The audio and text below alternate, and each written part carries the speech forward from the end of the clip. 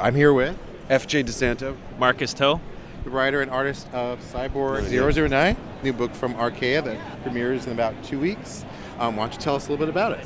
Well, it's based on a famous manga that was created by a guy named Shitoro Ishinomori. It was like the Jack Kirby or Stan Lee of Japan.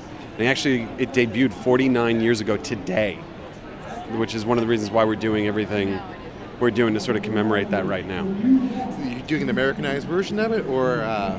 It's taking the best pieces of the original manga and creating a new story that would appeal to the widest audience, this kind of Comic-Con audience. Well, we worked with Ishimori Pro, which is the company that in Japan that owns it. They're the rights holders. And we sort of Brad, my co-writer, and I put together sort of a treatment, sort of laid out the story that they approved and gave us notes on. And then once we had that in place, then, Marcus and Ian, the artists, came in and started developing the look and the feel of it, and we just sort of went from there. Now, you're well known for your work on Red Robin. Yes. How do you approach adapting this story? Did you take on a different style, different approach? Well, it's just like FJ said. I mean, the whole basis of this book was to take the best that was already there and just basically modernizing it a little bit and putting our sensibilities combined with, the originals. Did you intentionally try to give it a more Western style than maybe the people were used to in the Japanese, or how did you kind of combine the Japanese approach to the comic to the American approach to the comic? I guess, for the most part, I didn't really think of it as a Western or Eastern aspect. I think in general, my culture and my background in general is a mix of both East and West. So, I'm a Canadian born, and I grew up with both American comic books and a manga influence as well. So I think just my sensibilities in general, the way I grew up, helped understand how to bridge that gap in the first place. I'm sure you also had cues from the script as well, different ideas that you wanted to explore that might have been different than what they explored originally, or did you try and stay pretty true to the original? It depended when the story and characters called for it. We tried to stay as true to the original as we can, but I think we created something that's really fresh and that anybody who's a fan or not a fan can pick it up and really enjoy it, which was really the intention of introducing this to a new audience without alienating the old one. So there are bits and pieces in it, specific moments, character beats, etc., that a diehard fan would sit there and say, oh, they obviously paid attention to the original manga. That was really important to us. A little like the feature film version of a favorite TV show. Well, the way I always compare it, and I was sort of trying to avoid it because I say it every time we talk about it, but really my approach was Batman Begins, which, where Brad and I took basically an amalgam of very great moments throughout an entire series and put it into a new story. So, as you know, if you know Batman Begins, Ra's al Ghul didn't train Bruce Wayne in the comics, but it was a cool beat.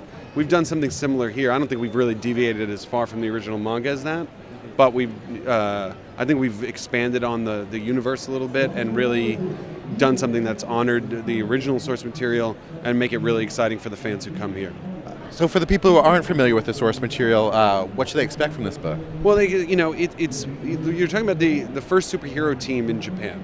So you're in Avengers territory, you're in Justice League territory, but the big twist is none of these people were heroic. They were all randomly abducted and turned into cyborgs, which gives them an everyman element that might not be in the regular superhero book.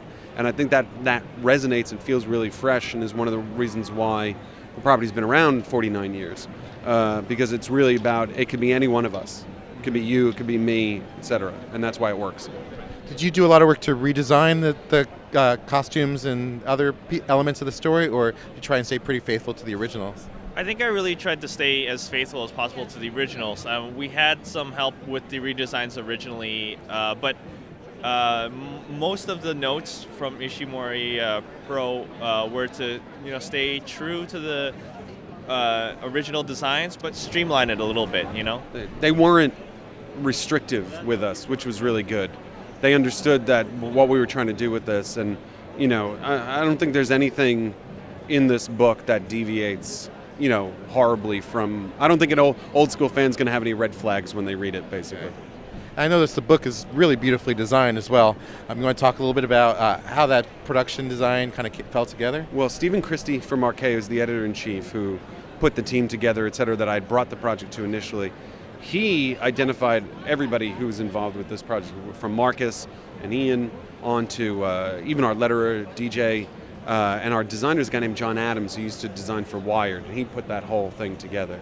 And they came up with that crazy idea to do this multi-layered cover right here, where you see start here and then it goes into the interior of the Cyborg, etc. So it's a multi-level cover, which I don't think anybody in comics has done to this extent. It was exciting. Actually, I heard this buzz about it on preview night, specifically that design element. Right. Just is very attractive and very unique.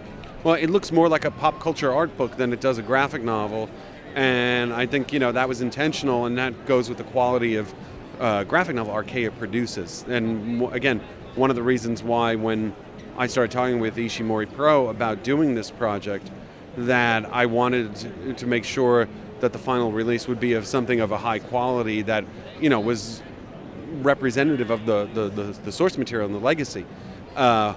If you told me a year ago when we announced it here that it would be this book in that quality, I don't think my imagination could have soared that high. So I think we lucked out, and we're very fortunate that it's such a beautiful book.